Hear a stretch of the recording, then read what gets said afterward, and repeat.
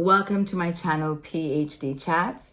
You clicked on the link when you didn't have to. And guys, I am so grateful. So today we're going to get into the drama. We are going to talk about the drama. So let's get ready to talk about it.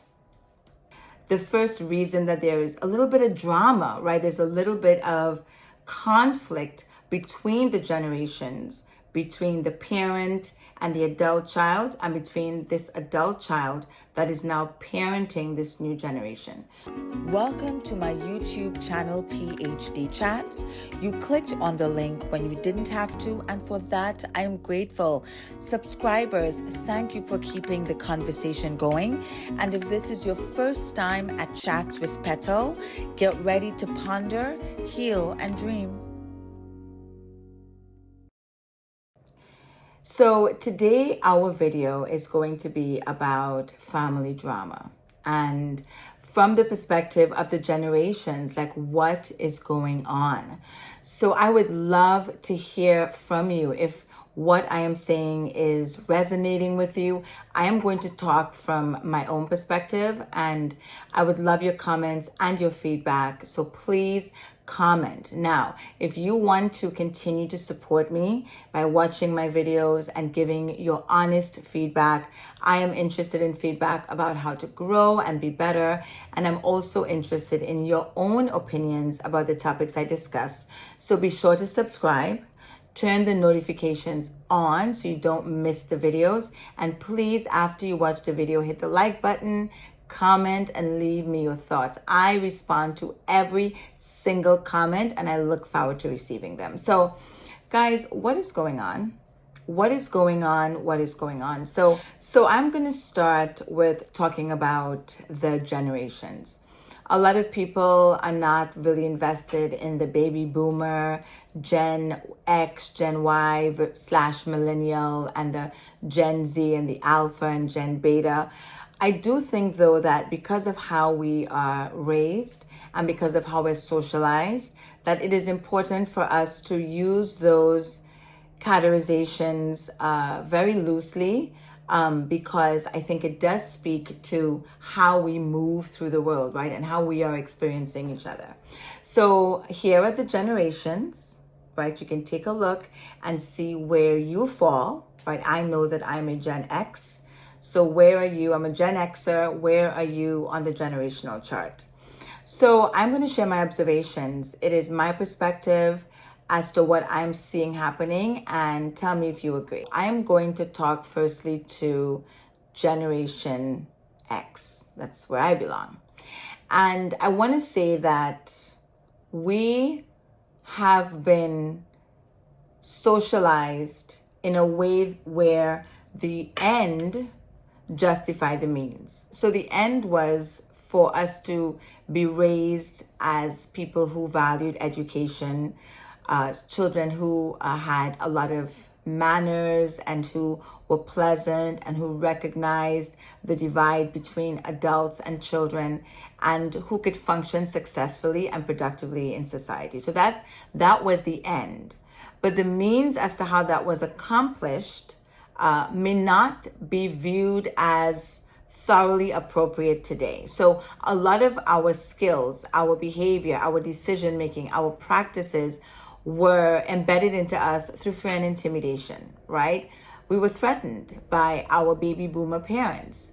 And back then, that was the gold standard of parenting. If I speak and my child responds to what I say right away, I'm doing a good job. And it doesn't matter how I get that child to respond. That's the goal. When I talk to you, you do it. The baby boomer generation also subscribed to do what I say and not what I do. You could not question their direction or their perspective, because that was viewed as out of line, and that was viewed as insolence, and you needed to get yourself checked. I mean, it was so infrequent to see a child being disrespectful to their parent. If you were raised in the late 80s, 90s, you know that you did not see kids mouthing back to their parents. It just wasn't a thing, because there was an immediate often unpleasant consequence, right? So I'm saying that Gen X because there are a lot of skills that we have, a lot of our socialization, a lot of our skill set came from fear and intimidation and sometimes trauma, right? And it's very difficult to communicate that because if someone is not empathetic to that, they're going to say, what are you complaining about? You're an accountant. What are you talking about? You're educated. Like, look at where you are. They did a good job. Like, what's your problem? But look at the outcome, right? And I have absolutely been in circles where people of Gen X age range are talking about how they were raised, and there are people in the group who do not recognize the practices that maybe some baby boomer parents used as problematic at all, right? And they view it as whining or complaining, or they view it as insignificant because what is the problem, right? But we were raised to be the way we were, and some of those practices that were used may not have been the best. The intention was good. In some cases, the outcome could be viewed as positive, but the cost to our emotional development sometimes is not worth where you are, or it may need some addressing, right? Therapy, some healing. So I'm saying that because a lot of us Gen Xers are raising millennials, or we're raising Gen Z, or even Gen Beta. And it is a common observation that our children do not present with the same awareness that we have, because there were some things that we would never do, right? The generation that we are raising, particularly Gen Z, their existence is built around self-advocacy. They are so aware of what they like, what they don't like. They are continually expressing their preference, and they're not intimidated by their perspective on the world being different from their parents. It's irrelevant.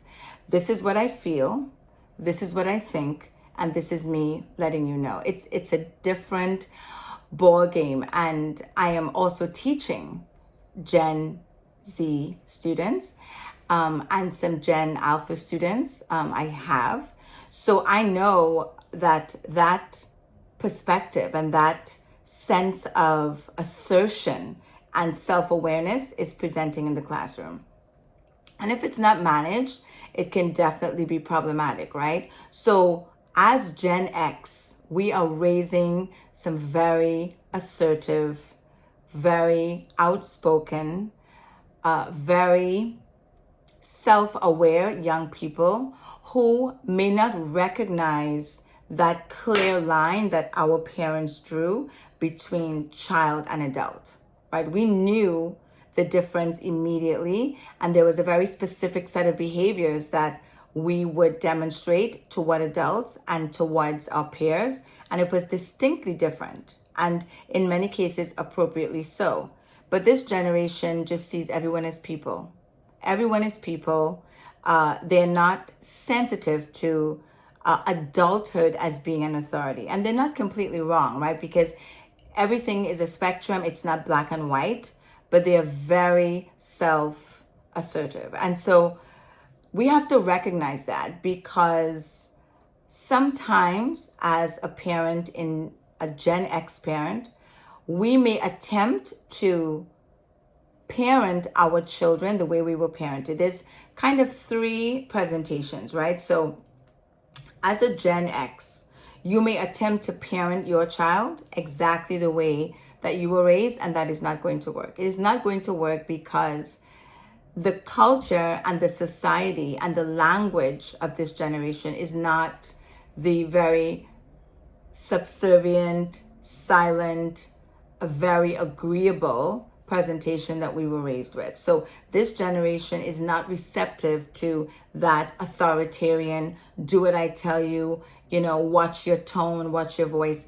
They are also the generation that will tell you, you're yelling, you're screaming, you don't have self-control, I don't like your tone, right? I mean, things, I say that because that was the last thing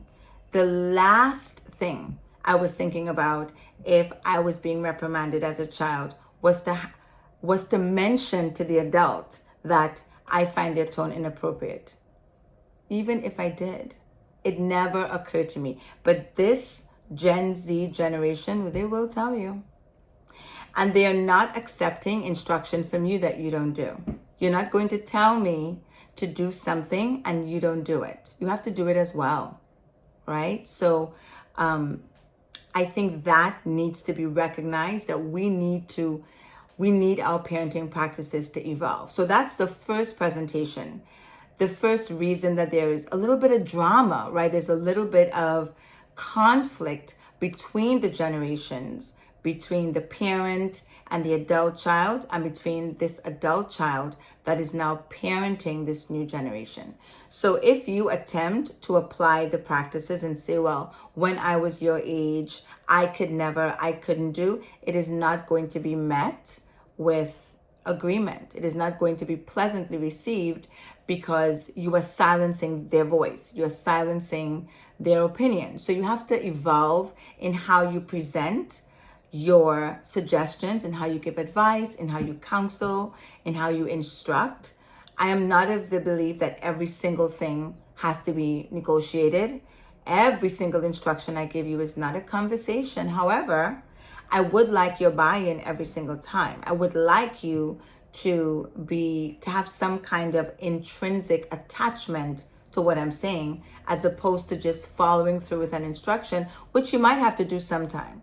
But I would like, if I'm giving instruction as a parent, which I do, I would like my child to have some buy-in to the instruction, so that in the future, if I am absent, that they will fulfill it anyway, right? So if we are intending to apply the same baby boomer practice, do it because I said, to this generation, it is impractical.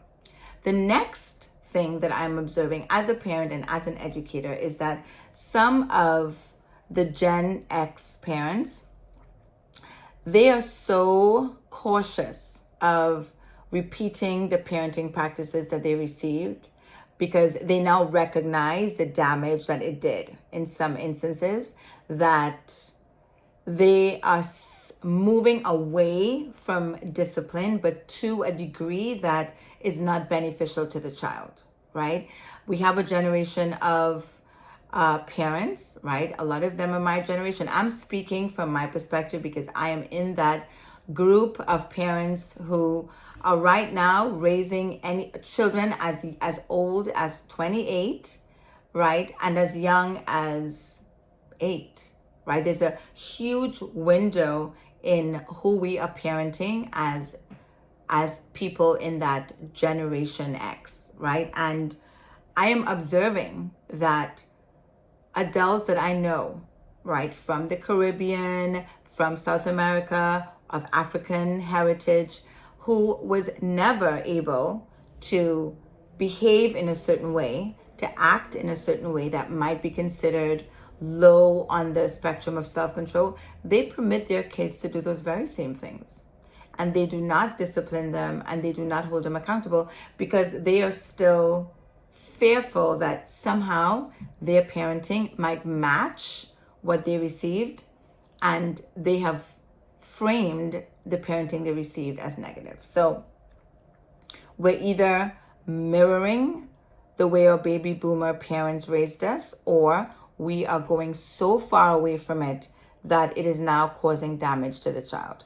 And of course, as always, you need balance. You need to be in the middle. There are some amazing things that we did, in the 80s and 90s, while we were being raised, while we were in secondary school or high school. There were some outstanding best practices about our speaking style, our decorum, our understanding of our position, our recognition of authority, our willingness to comply with instructions or rules that we do not agree with. Those were embedded in us, and those were good things, right? Because those practices can usher in success in your adult life.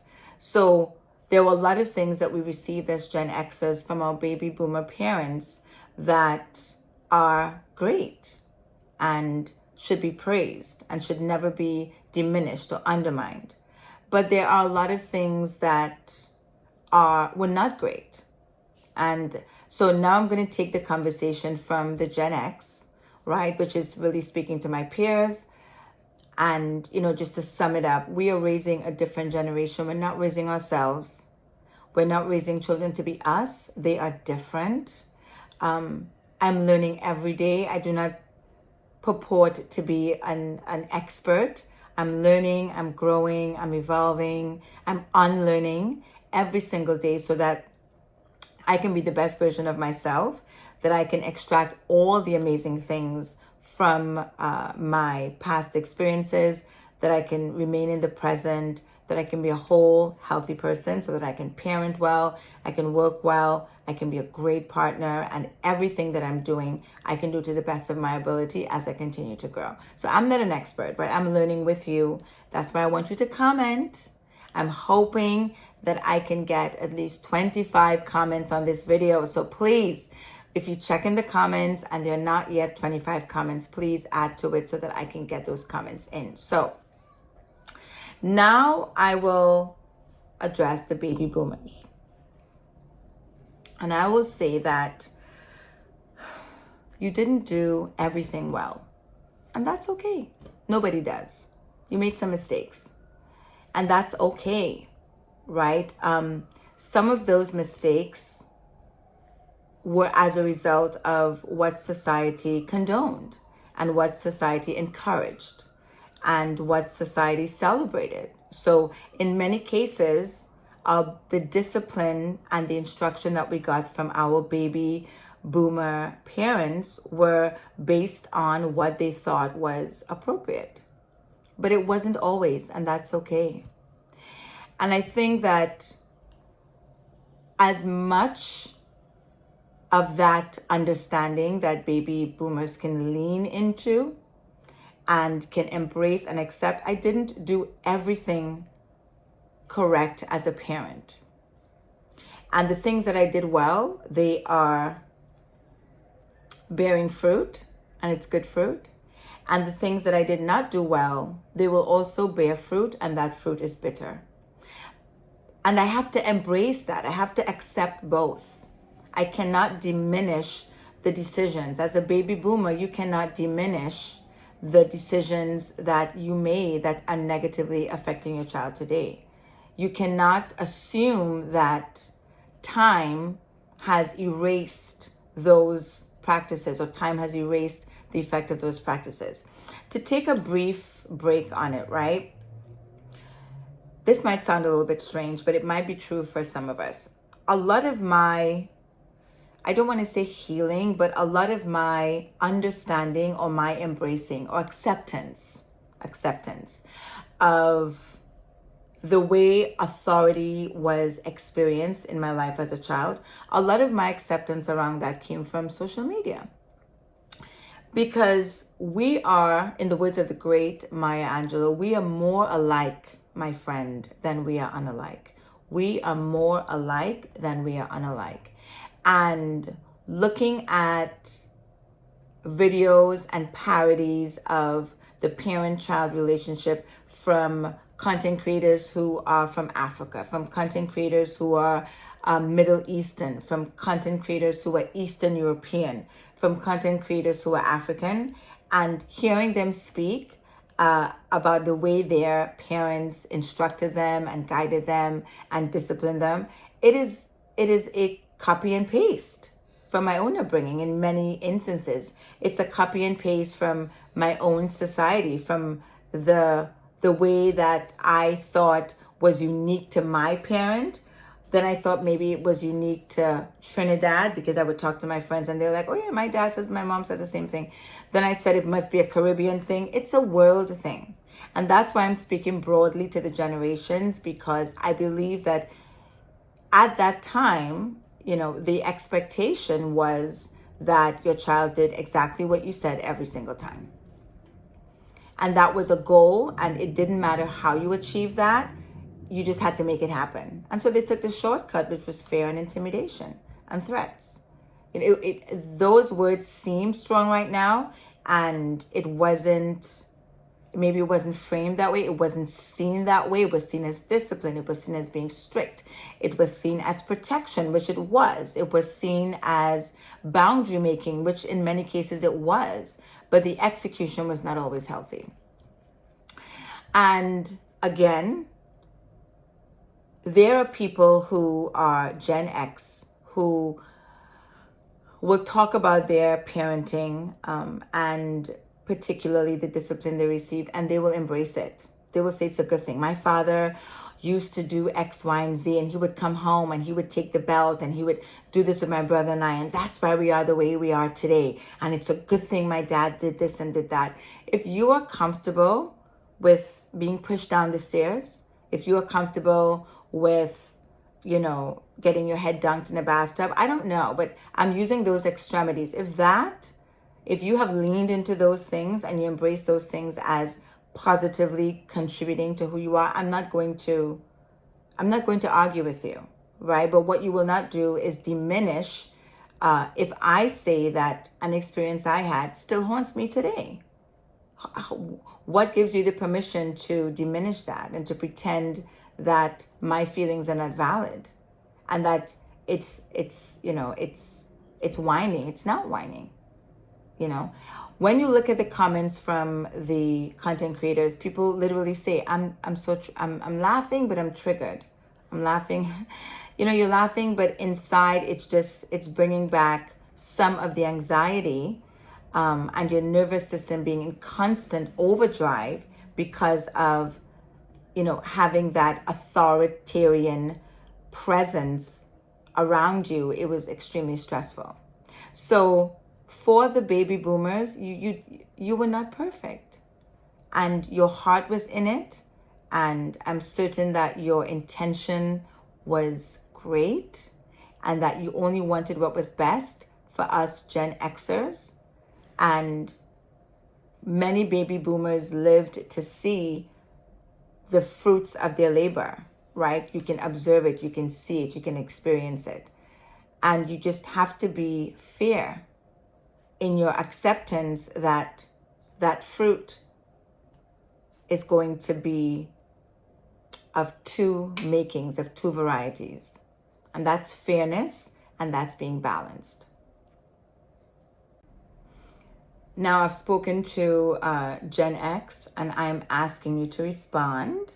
I am addressing baby boomers. I would love your comments and questions. And now if you have a child or a cousin or niece or nephew who is in the Gen Z bracket, here's my words. These are statements and precepts and analogies I share with my own students. You may not understand or agree with every instruction you're given, but sometimes you still have to fulfill it. Gen Z is of the why generation. Why or why not? Or if I don't do it, what's going to happen? So when you give an instruction to this generation, you have to make it meaningful and you have to add value and purpose to it because they will just ask you why. As an educator in the classroom, if I am teaching any part of the curriculum, I have to connect it to the world outside because students will ask, when will I use this in my real life? Why do I need to learn this? So as a teacher, knowing that and having been posed that question by learners and not always having the answer ready in my early teaching career, I have learned to be ready with that response. So that is the lens through which I teach a lesson. Here is why this is important. That's at the beginning. Because in the real world, in your life outside of this classroom, etc., and then it gives the lesson purpose and meaning. And I translate that into my parenting as well, right? If I'm having a conversation, I do two things. I share that information with my intent. Here's what I'm hoping what I'm going to say is going to do. And I share it with that intent. Here's why, right? This is what I'm hoping will happen. But then I say, well, what do you think about that? How do you feel about that? Because if you get someone to buy into an idea, or if you inform, it's not even always trying to get them to buy in or trying to convince them, but it's you're informing them, and it's a teaching moment. And if someone feels like they're part of something, then they will be connected to it, right? I was just looking at a video on the psychology of shopping, and they talked about retailers who sell you items in multiple pieces. There is a connection your brain makes with something you build and construct, and you're less likely to return it than if someone gives something to you that's fully assembled, right? You know it's yours, you paid for it, but you don't feel as connected to it. You didn't put all the nuts and bolts together. So if you don't like it, you're likely to take it back, right? So there's psychology in everything. So if you get someone to feel like they're part of a decision, and it's not about deception, you're not just making them feel like they're part of the decision, they are. If you can get anyone you're speaking to and that you're sharing a new idea with, or that you are giving some information to or answering a question, if you can get their perspective, and if the final decision is a consensus, it's a melding together of both ideas, then that is successful. But that takes time. That takes a lot of time. It takes a lot of talking, and it's long, and it's arduous, and it is a slow growth. So sometimes it's easy to say, stop, do it now. I don't want to hear anything else, just do it. Because that is the fast track, right? That's the express. So as a Gen Xer, that's what we want to do. But for Gen Z, I say that sometimes the understanding might not be immediate. It might take some time. But use your intuition and trust that the adult, the parent, the teacher, the aunt, the uncle has your best interest, and they're giving you this information or this advice or this suggestion for your improvement, right? Because there's a lot of kickback. Gen Z they're not playing. They're not playing. Their language is self-assertion. Their language is, I know my rights. Their language is, I will do the things I want. I will act when I'm uncomfortable. I will act when I'm comfortable. I will not act if I'm uncomfortable. And that is the antithesis of a growth mindset, because a growth mindset says you do hard things. You run toward challenges. You embrace the difficult stuff as growth. But we did a lot of things we didn't want to. We did a lot of things reluctantly. We did a lot of things grudgingly. And we did not protest because we didn't have the avenue to do that. But Gen Z is not willing to go down that path, because if they cannot have a crystal clear visualization of the purpose behind what you're saying, they're going to question it. So it makes parenting difficult. And tell me your own story. This is just my thinking from the perspective of a parent and from the perspective of an educator, but I would love your thoughts.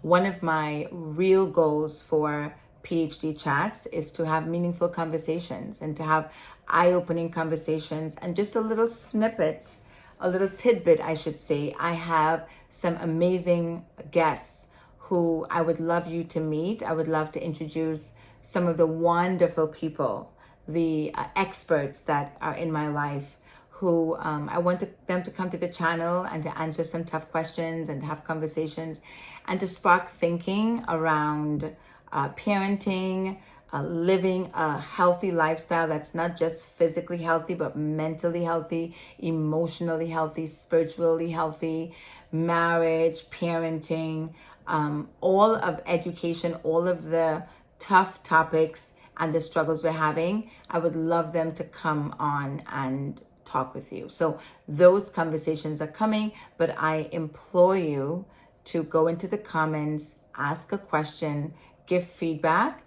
In the video description, there are chapters. So I will tell you exactly what was being said at every point in the video, and I would love to hear your feedback. So there's a lot of drama going on. There's a lot of drama between the generations, and I think that those issues I discussed are what's present. Another thing that's happening, because as I'm talking, something is coming to mind. I think a difficult experience for baby boomers is to embrace the idea that their children are now adults and to transform their communication and their respect and their interaction and their engagement to match that of speaking to an adult, right? It's in a celebratory tone.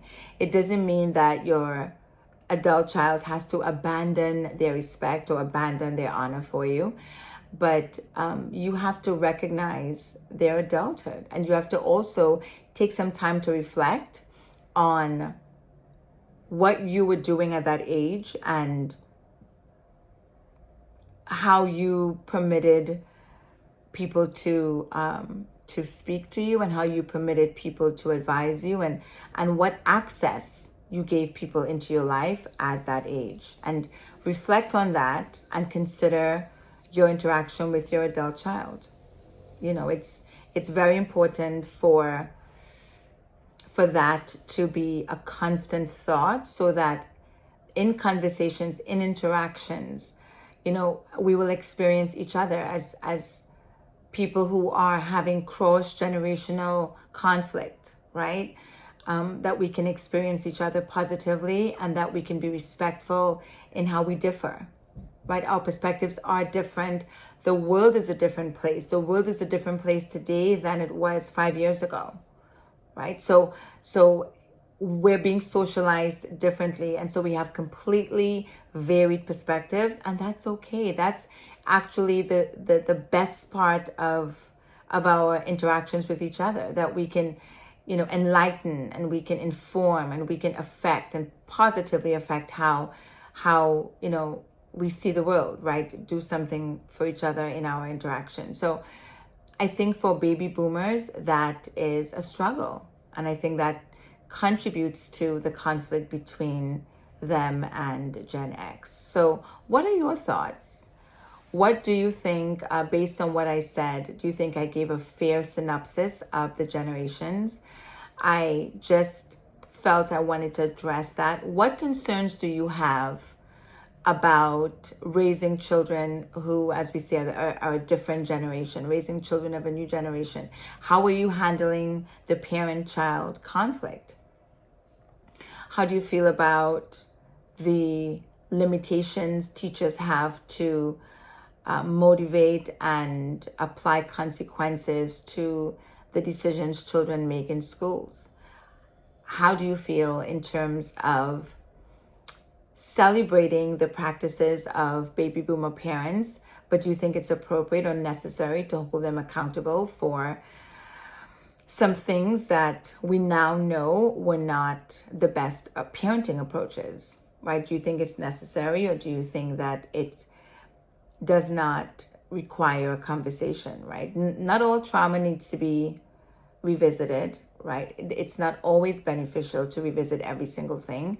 And some healing does come when you put things to rest. However, I wonder what those things are, right? I wonder how do we decipher which part is which? So I would love to hear your thoughts. I wanted to come on here and talk about the baby boomer, Gen X, the Gen Z. Millennials, I haven't forgotten you. I know you're there. The Gen Y, you know, in there somewhere. And maybe someone can insert their thinking. What do you think the conflict that millennials are having with their Gen X parents, or their baby boomer parents in some cases? Or what conflict are the millennials having with this new Gen Z, which is totally different, right? The kids who missed schools during COVID, all the COVID babies are going to kindergarten in September. So, you know, how is that going to affect how we teach them and how they're parented? So I hope this video made you think. I hope that you are able to leave a comment or a question below for me. And I am looking forward to hearing from you. So thank you for tuning in. Until we meet again at PhD Chats. Thank you. Bye.